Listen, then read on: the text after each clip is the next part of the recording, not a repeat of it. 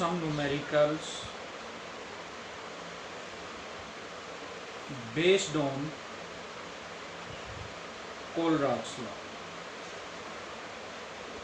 कोलराक्स law के base पे हम कुछ न्यूमेरिकल्स डिस्कस कर रहे हैं।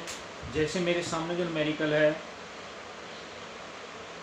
Lambda M infinity for NaCl, HCl and NaAs are 126.4, 425.9 and 100.5 Simon centimeter square per mole respectively. If the conductivity of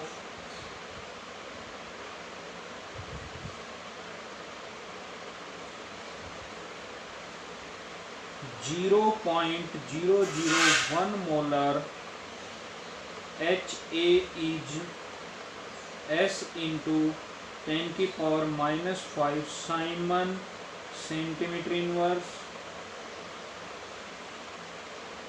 degree of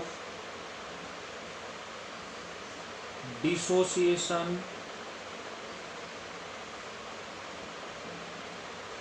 of HA is option है हमारे पास 0.75, 0.125, 0.25 and 0.50। ये 2019 IIT मेंस का exam question है ये। तो इसमें हमारे पास NaCl, HCl और कोई कंपाउंड है, सोडियम का कोई कंपाउंड है, उनकी लिमिटिंग कंडक्टेंस दी हुई है और हमें उस HA जो सॉल्यूशन है उसकी कंडक्टिविटी 0.001 मोलर की दी हुई है, 5 इंटू 10 की power -5 Simon centimetre. Degree of dissociation alpha की वैल्यू कैलकुलेट करनी है।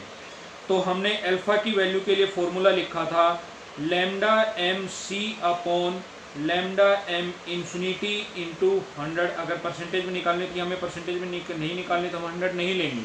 तो लैम्डा एम सी तो हमारे पास गिवन है 5 इंटू 10 की पावर -5, हमें चाहिए लैम्डा एम इंफिनिटी। तो वो हम इस डाटा से निकालेंगे जो मैंने यहाँ पे अब अंडरलाइन किया है। तो इसमें NaCl की लिमिटिंग कंडक्टेंस दी हुई है 126.4 साइमन सेंटीमीटर स्क्वायर पर मोल।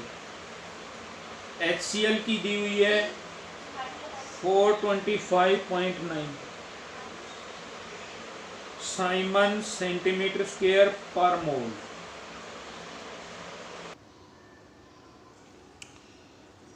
तो जो हम alpha degree of dissociation calculate कर रहे थे इसका फॉर्मूला हमारा lambda M C upon lambda M infinity into 100। तो लैम्डा एम सी हमारे क्वेश्चन में दिया हुआ है 5 इंटू 10 की पावर -5 साइमन सेंटीमीटर इनवर्स।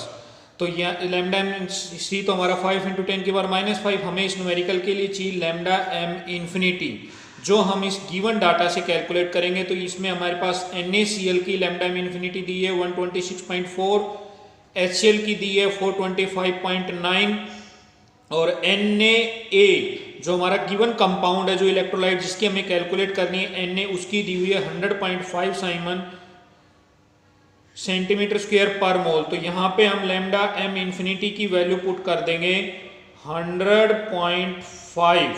तो ये वैल्यू पुट इनटू 100, ये वैल्यू पुट करके हमारे पास आंसर आएगा 0.125। लैम्डा एम इंफिनिटी यहाँ पे हमें चाहिए HA की। तो HA की हम यहाँ पे कैलकुलेट करेंगे from the given data. HA का मतलब H पॉजिटिव और A नेगेटिव की चाहिए। H पॉजिटिव की हमारे पास HCl आएगी 425.9, A नेगेटिव हमारा इसके अंदर है तो प्लस 100.5, दोनों को प्लस करते ही हमें NaCl की एक्स्ट्रा आ रही क्योंकि हमें सिर्फ H पॉजिटिव और A नेगेटिव की चाहिए। तो Na पॉजिटिव और Cl नेगेटिव की अगर इसमें से माइनस कर देंगे तो हमारे पास H पॉजिटिव A नेगेटिव बचेगी जो कि कहाँ से आएगी NaCl से। तो 425.9 इंटू 100.5 माइनस 126.4, इसको सोल्व करने पर हमारे पास आंसर आएगा 300 और ये वैल्यू हम इसमें पुट करेंगे तो 5 इंटू 10 की पावर -5 डिवाइड बाय 300 इंटू 100। इसको सोल्व करने पे हमारे पास आंसर आएगा 0.125।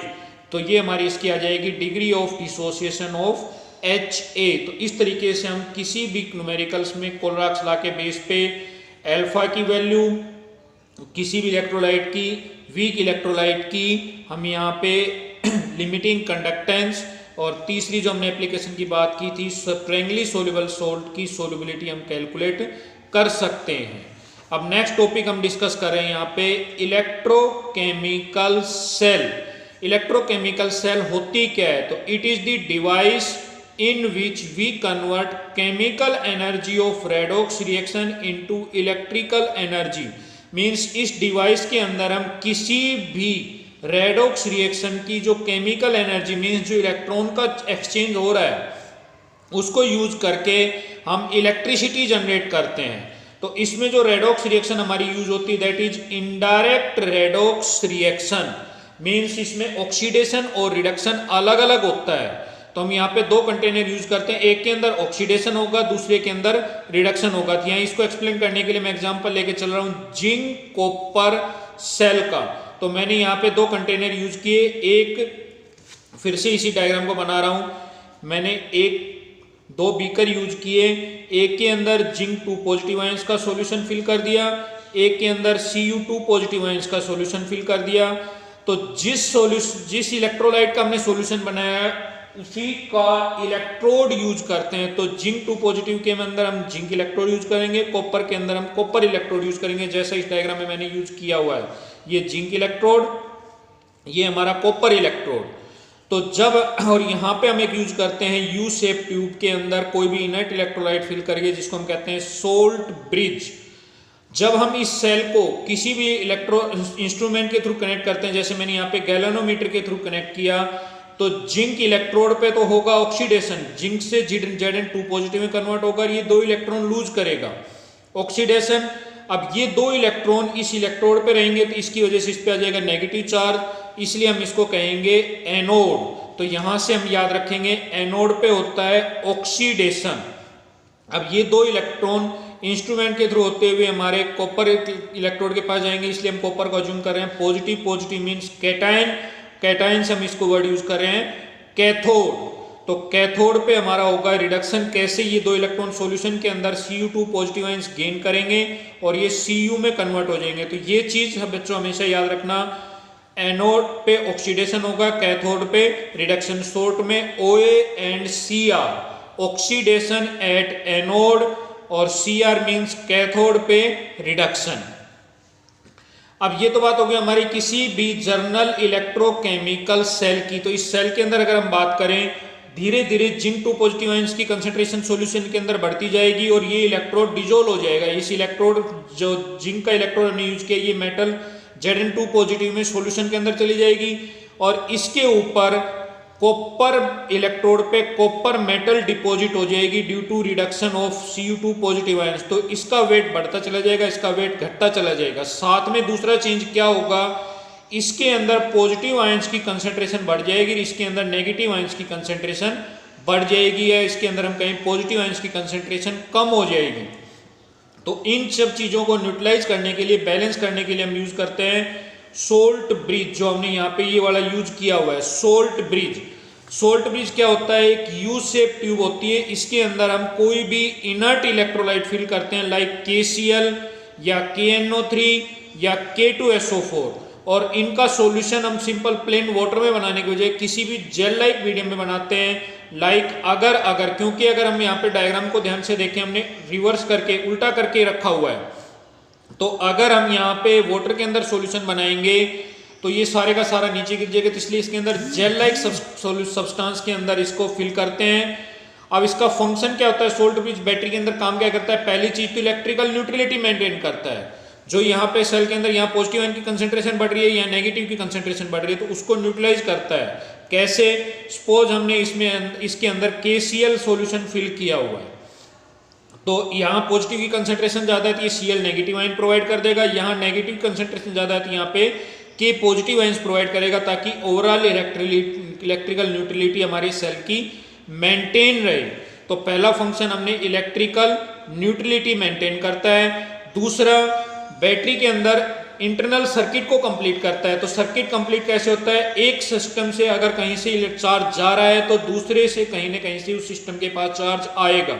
तो बैटरी में ध्यान से देखें तो एनोड से कैथोड की तरफ हमारे इलेक्ट्रॉन्स की मूवमेंट हो रही है, चार्ज की मूवमेंट हो रही है। तो बैटरी को वापस चार्ज प्रोवाइड करने के लिए या सर्किट को कंप्लीट करने के लिए KCl हमारे पास, या जो हमने सोल्ट ब्रिज के अंदर जो सॉल्यूशन फिल किया है वो हमारे इस सर्किट को कंप्लीट करता है। तो एक्सटर्नल सर्किट में हमारे पास चार्ज की मूवमेंट हो रही है फ्रॉम एनोड टू कैथोड, और इंटरनल सर्किट में चार्ज की मूवमेंट हो रही है फ्रॉम कैथोड टू एनोड। तो इस तरीके से ये हमारा इंटरनल सर्किट को कंप्लीट करता है सोल्ट ब्रिज। ये तो बात हो गई हमारी सोल्ट ब्रिज की। अब यहाँ पे क्वेश्चन अराइज होता है, वह only at zinc electrode oxidation occur, मतलब जिंक का ही ऑक्सीडेशन क्यों हुआ, कॉपर का ऑक्सीडेशन क्यों नहीं हुआ, या कॉपर का रिडक्शन ही क्यों हुआ, जिंक का रिडक्शन क्यों नहीं हुआ। तो इसके लिए हम टर्मिनोलॉजी यूज करते हैं इसको एक्सप्लेन करने के लिए, इलेक्ट्रोड पोटेंशियल, इलेक्ट्रोड की पोटेंशियल। तो इलेक्ट्रोड की पोटेंशियल दो ही होती है, या तो इलेक्ट्रॉन गेन करने की या इलेक्ट्रॉन लूज करने की। तो the capacity of an electrode to give और टेक इलेक्ट्रॉन मींस इलेक्ट्रोड की कैपेसिटी इलेक्ट्रॉन देने की कितनी है। तो अगर देने वाली कैपेसिटी बात करें तो हमारे पास टर्म बनती है ऑक्सीडेशन पोटेंशियल, और अगर वो टेक की बात करते हैं तो रिडक्शन पोटेंशियल। तो अगर किसी इलेक्ट्रोड का ऑक्सीडेशन पोटेंशियल ज्यादा है तो उसका ऑक्सीडेशन होगा, जिसका कम है उसका रिडक्शन होगा। और अगर किसी का रिडक्शन पोटेंशियल की टर्म में बात करें तो किसी का रिडक्शन पोटेंशियल ज्यादा है तो उसका रिडक्शन होगा और दूसरे का ऑक्सीडेशन होगा। ये बात होगी हमारी इलेक्ट्रोड पोटेंशियल।